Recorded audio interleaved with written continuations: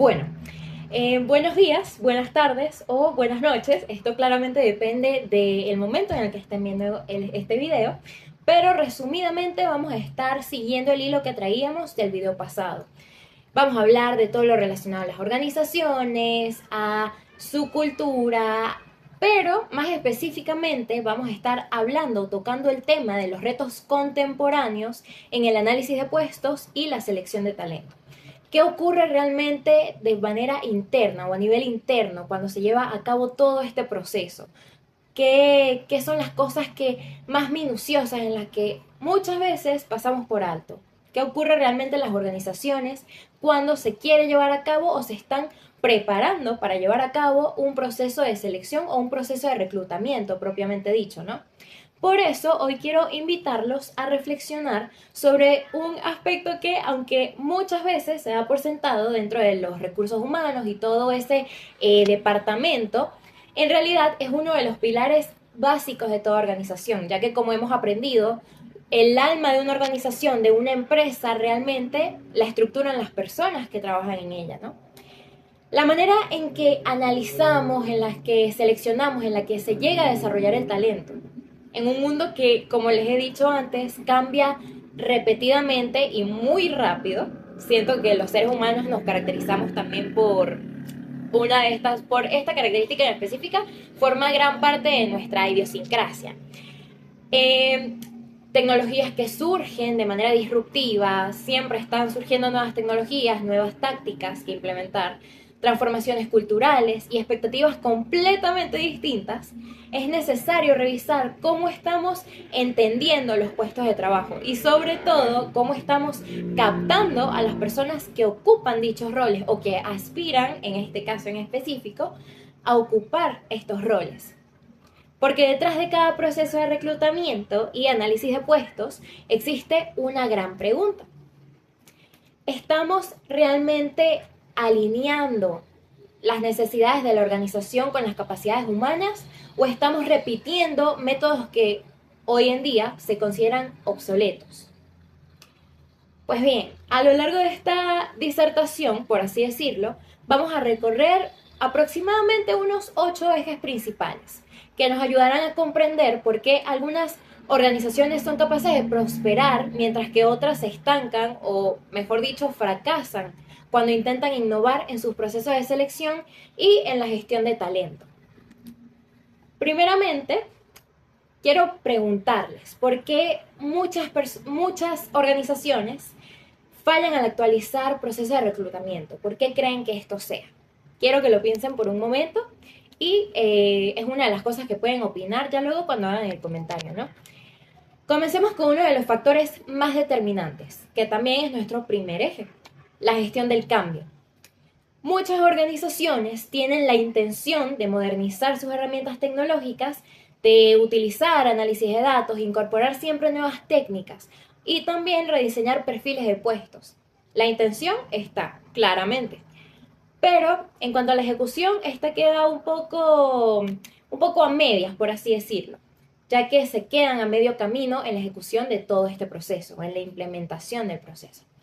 ¿Por qué sucede esto?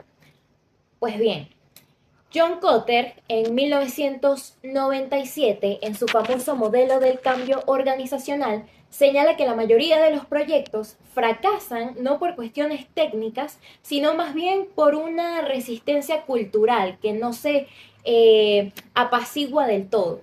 La falta de urgencia compartida, la ausencia de un liderazgo activo y la poca comunicación son características determinantes en todo este proceso. Si trasladamos esto o lo extrapolamos al área de reclutamiento y selección, podríamos pensar en varios ejemplos claros. Por ejemplo, los analistas de recursos humanos que se resisten a dejar atrás los métodos tradicionales, simplemente por miedo a lo desconocido.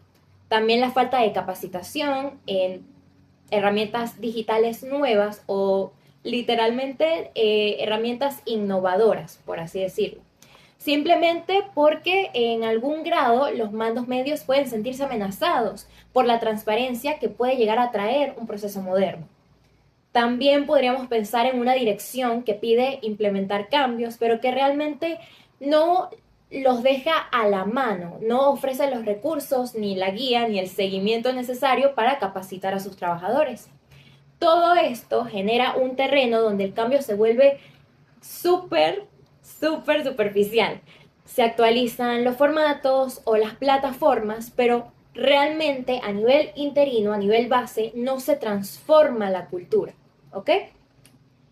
Sin un cambio cultural profundo, por así decirlo, cualquier mejora a nivel técnico está condenada a quedarse corta, está condenada a ir en picada, a fracasar. Por eso, antes de pedirle a la gente que adopte nuevos sistemas de selección, las organizaciones deberían más bien hacer algo un poco más elemental, como comunicar el propósito del cambio, acompañar, reducir los temores y construir un sentido de urgencia que sea compartido entre quienes integran el alma de la organización. El cambio no se logra únicamente con nuevas herramientas, con la adquisición y con la capacitación.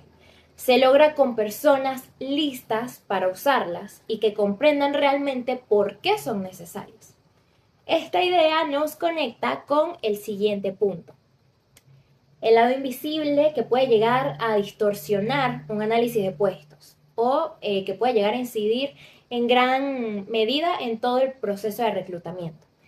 Estoy hablando, por supuesto, de los sesgos cognitivos. Incluso cuando una organización decide modernizarse, sigue existiendo un elemento imposible de eliminar. Este es el juicio humano. Y con él, pues vienen los sesgos cognitivos. Los más comunes que podemos encontrar en un proceso de selección tienden a ser el sesgo de anclaje, que es prácticamente pues quedarse fijado en el primer dato que aprendemos de la persona. Por ejemplo, que un aspirante venga de una universidad súper prestigiosa. Automáticamente nos dejamos llevar por este dato. El efecto halo, que es atribuir cualidades positivas o negativas en base a una sola característica. Una voz segura, una buena presentación, un buen tono de voz.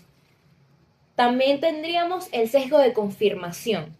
Básicamente buscamos evidencias que apoyen lo que ya creemos del candidato, que apoyen una creencia predispuesta acerca del aspirante. Y la proyección, que es prácticamente asumir que el candidato es igual a nosotros. Estos sesgos afectan no solo la entrevista como tal, sino más bien la definición inicial del perfil. Por eso es tan importante que los analistas aprendan a reconocer sus sesgos propios y se apoyen en métodos que estén previamente estructurados, como las guías de preguntas, junto con evaluaciones un poco más objetivas. Tal como dice la diapositiva, la selección nunca puede llegar a ser 100% efectiva a menos de que como reclutadores o integrantes de todo este proceso, de la planificación de todo este proceso de reclutamiento, reconozcamos y sepamos cuáles son nuestros sesgos propios. Ahora bien, ¿qué consecuencias o qué riesgos podríamos correr si no dejamos de lado ese sesgo o esos sesgos? Podríamos encontrarnos con perfiles mal definidos, rechazo de talento valioso, reproducción de estereotipos, equipos poco diversos, lo que nos lleva a un punto clave. Si los sesgos pueden distorsionar los datos, ¿cómo nos aseguramos realmente de recolectar información un poco más precisa? Pasemos al siguiente eje.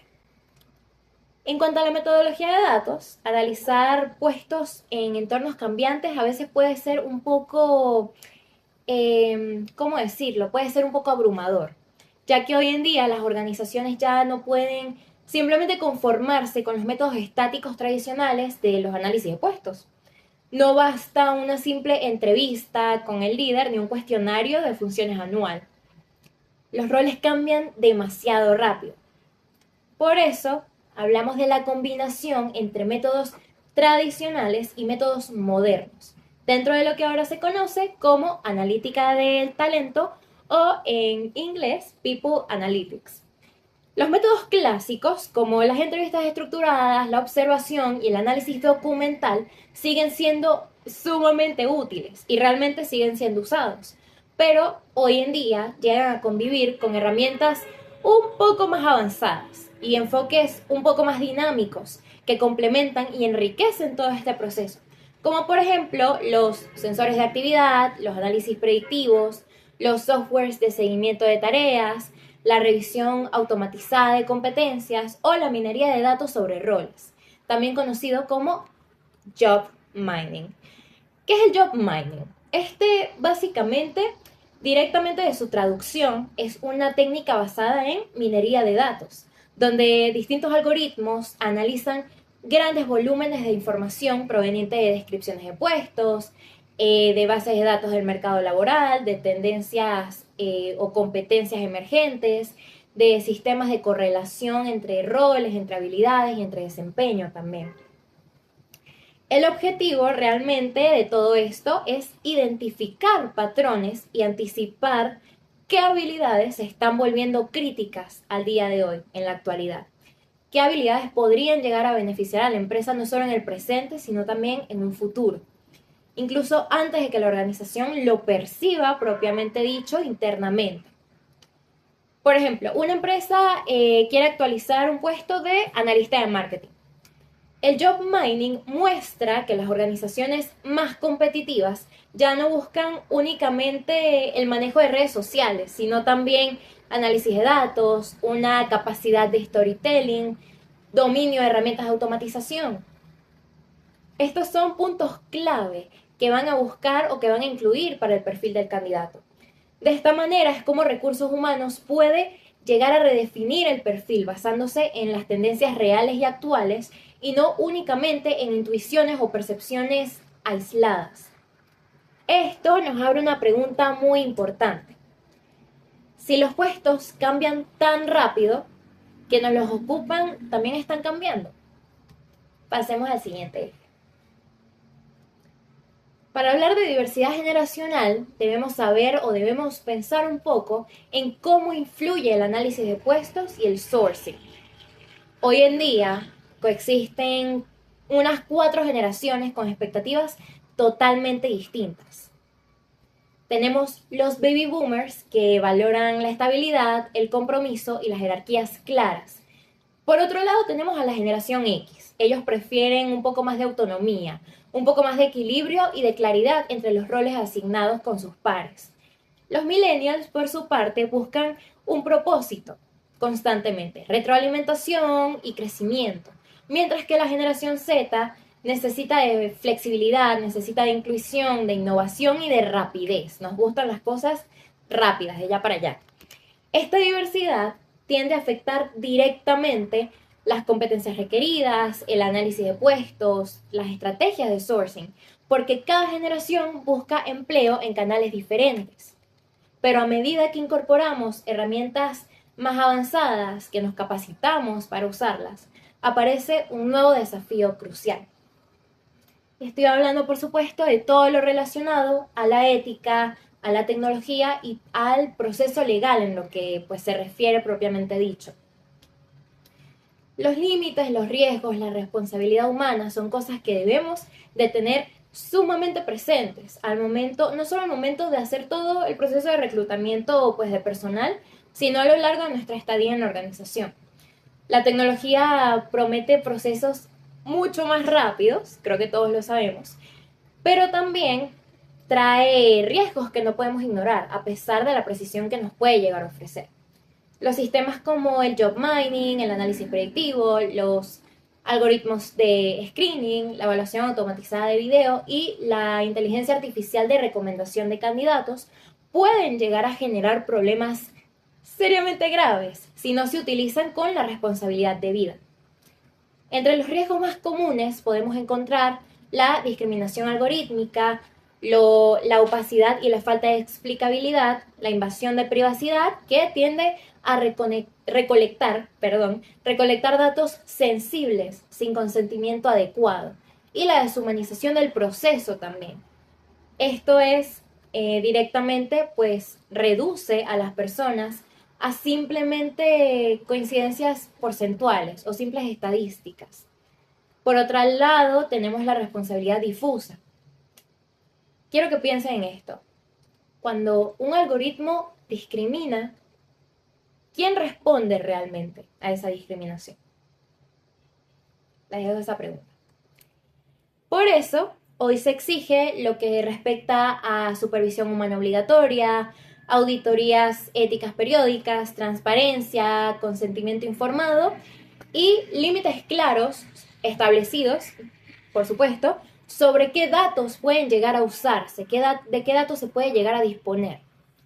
La tecnología puede llegar a ayudar muchísimo, más en esta época, pero nunca, jamás, será capaz de reemplazar el criterio humano ético y la capacidad de discernimiento y empatía que nos caracteriza como, pues, seres humanos, seres, pues, con corazón, con alma.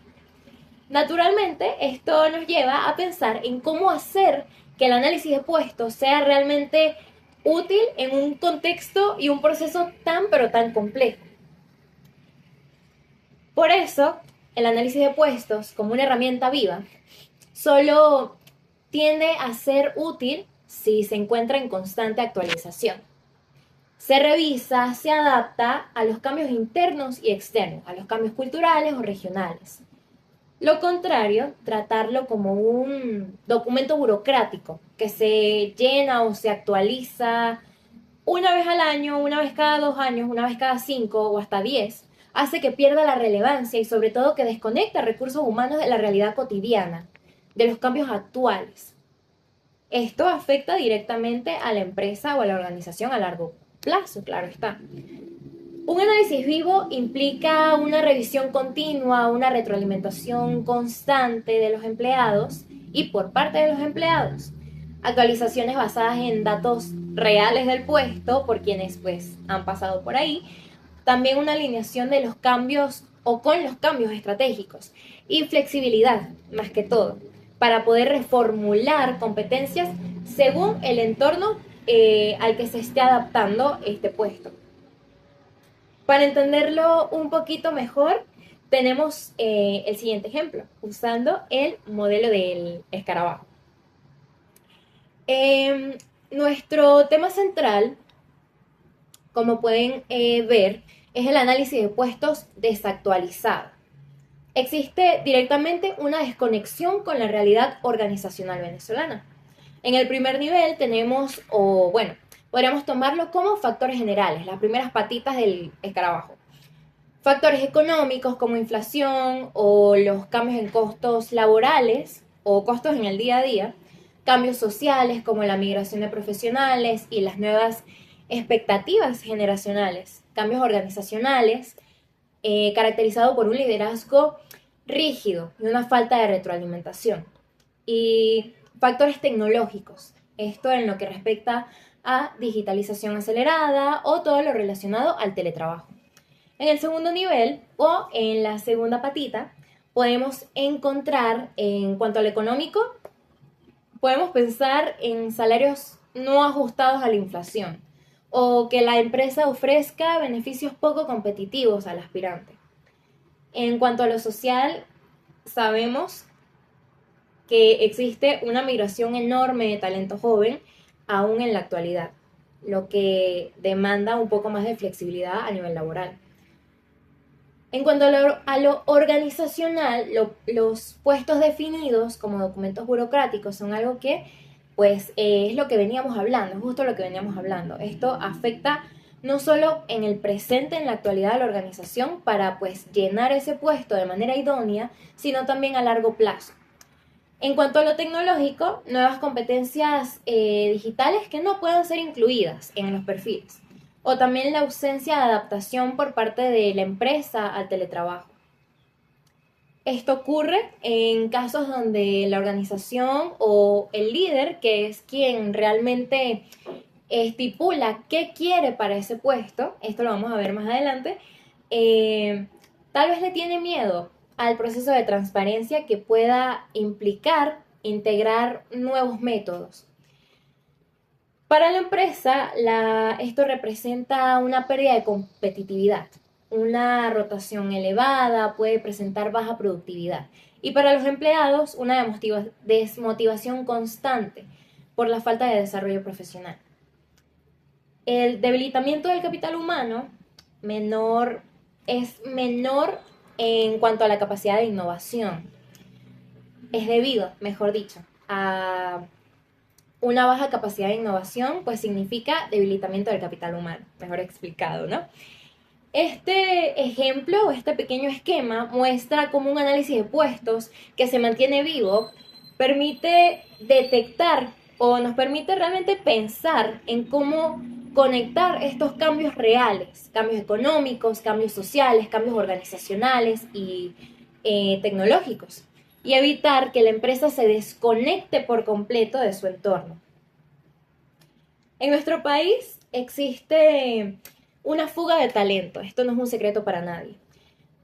Es un reto constante, no solo para las empresas, sino para las personas en sí mismas que buscan llenar un puesto de trabajo. Esta herramienta es clave para retener capital humano y sostener la competitividad, de forma que este proceso pueda ser sólido. Sin embargo, para ello también necesitamos una ayudita extra. Necesitamos de claridad conceptual. Ahora bien, la especificación, el mapeo de competencias y la descripción de un puesto son tres conceptos sumamente básicos, pero que frecuentemente tienden a ser confundidos. Vamos a ver un poco más detallado rápidamente cada uno. La descripción del puesto, propiamente dicho, explica qué hace el puesto, qué funciones, qué actividades y qué responsabilidades cumple. La especificación del puesto, por su lado, define qué necesita la persona para ocupar ese rol, ese papel. La formación que debe tener, las habilidades que debe poseer y los requisitos que puede ofrecer. El mapeo de competencias, por su lado, describe o explica cómo se comporta un trabajador exitoso, cuáles son las competencias técnicas ideales, las blandas y las conductuales. Cuando estos tres conceptos se mezclan, las organizaciones son capaces de diseñar perfiles confusos, lo que las lleva a reclutar mal, a un mal reclutamiento y una evaluación pues aún peor. Con una claridad conceptual previamente establecida y sostenida en el tiempo, todo este proceso de selección se vuelve algo más preciso y más estratégico. Finalmente, llegamos al último punto. ¿Quiénes hacen posible todo esto que venimos hablando, todo este proceso de reclutamiento? El rol de los stakeholders, que es cuando pues hacen aparición estos grandes agentes del cambio, por así decirlo, o agentes del éxito, capaz, participan con los recursos humanos y con los líderes en todo el proceso de reclutamiento y de gestión de talento humano. Como les mencioné anteriormente, los líderes se ven altamente involucrados a la hora de aportar su visión estratégica. Ellos deciden qué quieren para un puesto, mientras que los empleados aportan la experiencia real del puesto. Por su parte, recursos humanos conecta lo que es estrategia, lo que es metodología y lo que se refiere a cultura. Y el sindicato o los representantes tienden a garantizar que todo este proceso se lleve a cabo con transparencia y con justicia laboral. El reclutamiento de personal no es un proceso que se limita únicamente a un psicólogo, al líder, a los empleados o al departamento de recursos humanos, sino que es un proceso, por decirlo de alguna manera, por llamarlo de alguna manera, es un proceso integral. Todos ponen el granito de arena para, pues, construir el castillo de manera eficiente, poniéndolo en una analogía un poco rara, pero bastante sencilla a su vez. Cuando todos estos actores participan o aportan su grano de arena, el análisis de los puestos es mucho más completo, legítimo y aplicable. Además, es capaz de generar mayor compromiso y claridad en cuanto a las decisiones de talento se refiere. ¿Qué nos deja todo esto?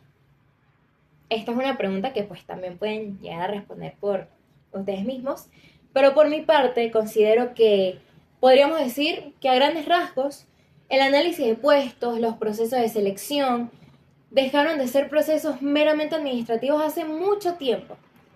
El problema está en realmente integrar y analizar cada una de las herramientas que que deben de participar en todo este proceso. Hoy son herramientas estratégicas que requieren gestión del cambio, que requieren conciencia de sesgos, análisis de datos, comprensión generacional, una ética tecnológica y actual, más que todo, actualización continua, claridad conceptual, y la parte más importante de todas es colaboración entre cada una de las personas que tienen la dicha de poder participar, así sea un poquito, en todo este proceso.